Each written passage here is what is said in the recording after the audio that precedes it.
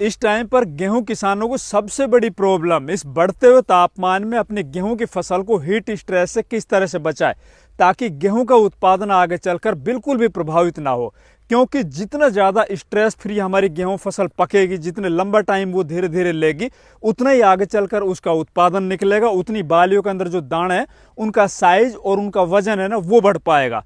और दूसरी तरफ अगर हमारी फसल किसी भी तरह से स्ट्रेस में आ जाती है तो कोई भी फसल हो चाहे वो अपनी नस्ल को बचाने के लिए जल्दी से जल्दी वो पकेगी, अपने मैच्योरिटी पीरियड को कम कर लेगी और उससे क्या होगा, बालियों के अंदर जो दाने बन रहे हैं ना वो छोटे रह जाएंगे, पिचक जाएंगे। तो भाइयों इस टाइम के ऊपर आपको 2-3 बातों का ध्यान रखना है। एक तो अपनी फसल के अंदर बिल्कुल भी पानी की कमी नहीं रहने देना, टाइम टू टाइम जैसे ही पानी की आवश्यकता उसी टाइम पर आपको सिंचाई कर देनी है। और दूसरी अवस्था में इस हीट स्ट्रेस के स्ट्रेस को बचाने के लिए अपन को ऊपर से एक स्प्रे करनी, उस स्प्रे के अंदर हमें लेना भैया तो 200 से 300 ग्राम MOP म्यूरेट ऑफ पोटाश लगभग 100 लीटर पानी के अंदर, या फिर आपको 1 किलो NPK 0050 120 से 140 लीटर पानी के अंदर मिला के अपनी खड़ी फसल के ऊपर स्प्रे कर देना है।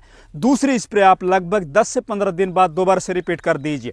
साथ ही अगर आपकी गेहूं फसल के अंदर इस टाइम के ऊपर फंगस जनित बीमारी जैसे कि येलो रस्ट आया हुआ है तो इस अवस्था के अंदर इसी स्प्रे के अंदर आप 200 से लेकर 300 ml टेबुकोनाजोल 25% वाला जो आता है ना उसको भी मिला के स्प्रे कर सकते हो। तो भाइयों अगर अभी तक भी आपने इस पेज को फॉलो नहीं किया तो प्लीज पेज फॉलो कर लीजिए। साथ ही खेती बाड़ी की बड़ी वीडियो के लिए हमारे YouTube चैनल देश की जान हमारे किसान पर विजिट कीजिए। धन्यवाद।